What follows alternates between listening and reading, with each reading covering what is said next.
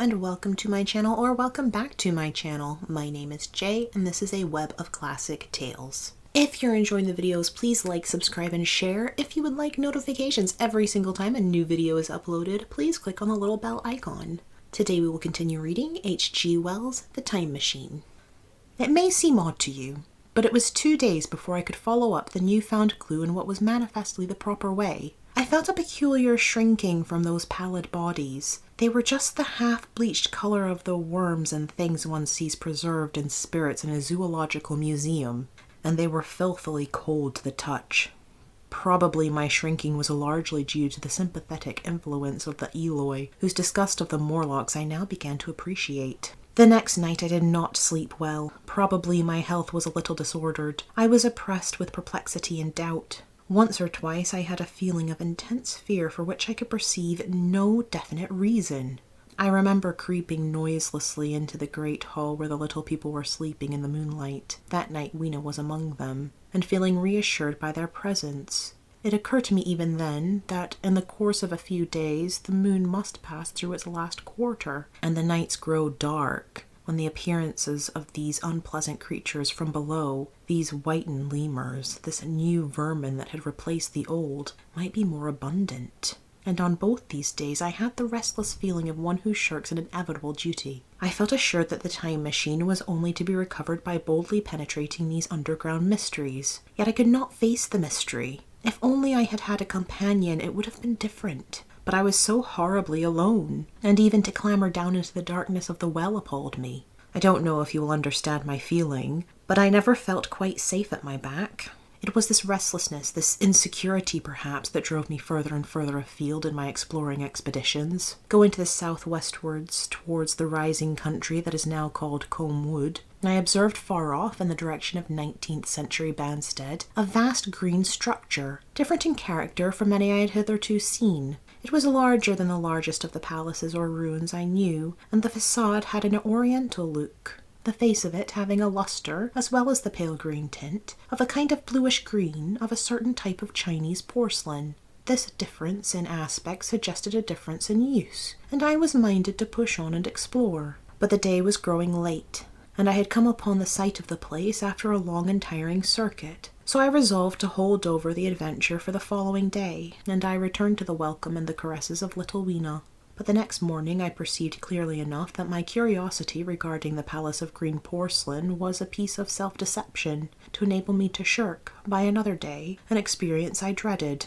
I resolved I would make the descent without further waste of time, and started out in the early morning towards a well near the ruins of granite and aluminium. Little Weena ran with me. She danced beside me to the well, but when she saw me lean over the mouth and look downward, she seemed strangely disconcerted. "Goodbye, little Weena," I said, kissing her, and then putting her down I began to feel over the parapet of the climbing hooks. Rather hastily, I may as well confess, for I feared my courage might leak away.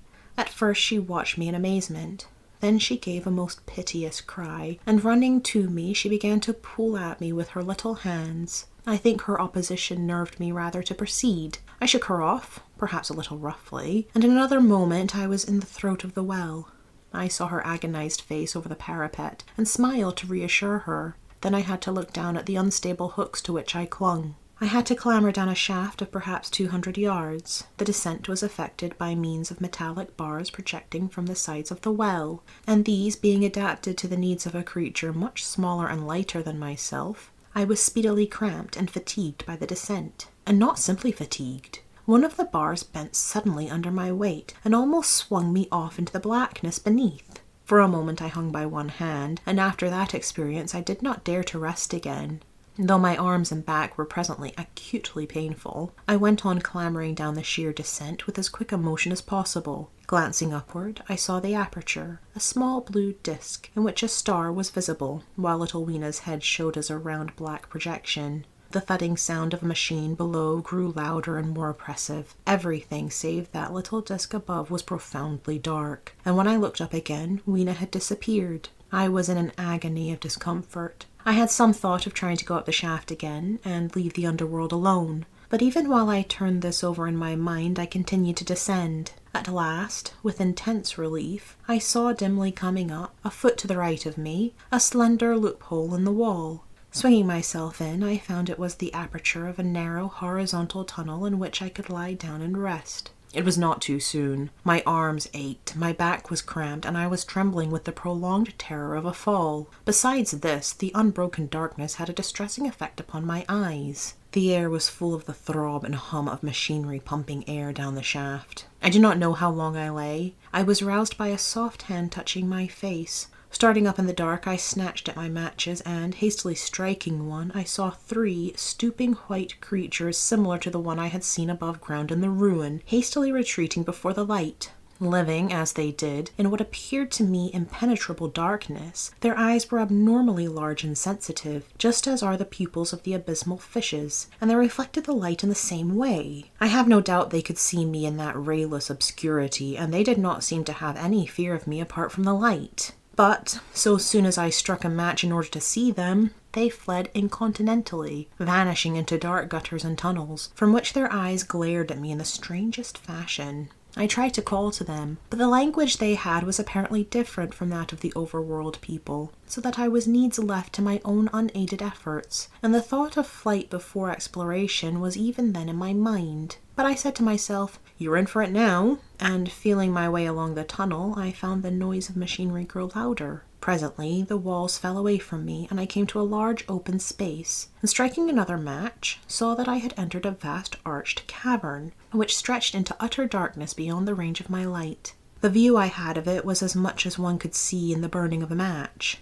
Necessarily, my memory is vague. Great shapes like big machines rose out of the dimness, and cast grotesque black shadows in which dim spectral Morlocks sheltered from the glare. The place, by the by, was very stuffy and oppressive, and the faint halitus of freshly shed blood was in the air. Some way down the central vista was a little table of white metal, laid with what seemed a meal. The Morlocks, at any rate, were carnivorous. Even at the time, I remember wondering what large animal could have survived to furnish the red joint I saw. It was all very indistinct, the heavy smell, the big unmeaning shapes, the obscene figures lurking in the shadows, and only waiting for the darkness to come at me again.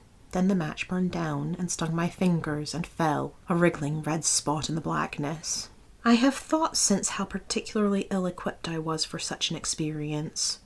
When I had started with the time machine, I had started with the absurd assumption that the men of the future would certainly be infinitely ahead of ourselves in all their appliances. I had come without arms, without medicine, without anything to smoke. At times I missed tobacco frightfully, even without enough matches. If only I had thought of a Kodak, I could have flashed that glimpse of the underworld in a second and examined it at leisure. But as it was, I stood there with only the weapons and the powers that nature had endowed with me, hands, feet, and teeth. These, and 4 safety matches that still remained to me. I was afraid to push my way in among all this machinery in the dark, and it was only with my last glimpse of light I discovered that my store of matches had run low. It had never occurred to me until that moment that there was any need to economize them, and I had wasted almost half the box in astonishing the upper-worlders, to whom fire was a novelty. Now, as I say, I had 4 left, and while I stood in the dark, a hand touched mine. Lank fingers came feeling over my face, and I was sensible of a peculiar unpleasant odor. I fancied I heard the breathing of a crowd of those dreadful little beings about me. I felt the box of matches in my hand being gently disengaged, and other hands behind me plucking at my clothes. The sense of these unseen creatures examining me was indescribably unpleasant. The sudden realization of my ignorance of their ways of thinking and doing came home to me very vividly in the darkness. I shouted at them as loudly as I could. They started away, and then I could feel them approaching me again. They clutched at me more boldly, whispering odd sounds to each other. I shivered violently, and shouted again rather discordantly. This time they were not so seriously alarmed, and they made a queer laughing noise as they came back at me. I will confess I was horribly frightened. I determined to strike another match and escape under the protection of its glare. I did so, and eking out the flicker with the scrap of paper from my pocket, I made good my retreat to the narrow tunnel. But I had scarce entered this when my light was blown out, and in the blackness I could hear the Morlocks rustling like wind among leaves, and pattering like the rain as they hurried after me. In a moment I was clutched by several hands, and there was no mistaking that they were trying to haul me back.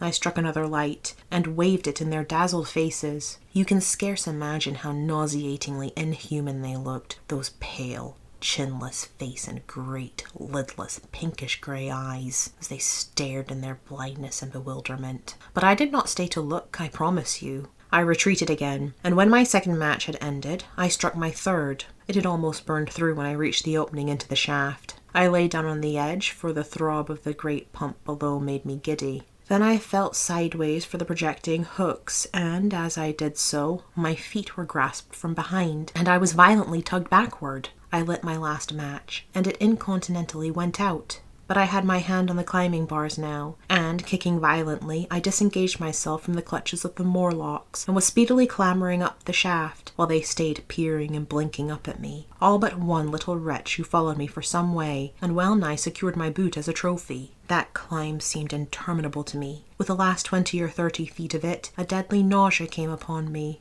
I had the greatest difficulty in keeping my hold. The last few yards was a frightful struggle against this faintness. Several times my head swam, and I felt the sensations of falling. At last, however, I got over the well-mouth somehow, and staggered out of the ruin into the blinding sunlight. I fell upon my face. Even the soil smelt sweet and clean. Then I remember Weena kissing my hands and ears, and the voices of others among the Eloi. Then, for a time, I was insensible. Thank you for listening. This has been H.G. Wells' The Time Machine, Chapter 6. I've been Jay. This has been a Web of Classic Tales. Please like, subscribe, and share. Click the bell icon for notifications. I hope you're having a fantastic day. Have a nice life, and I'll see you next time.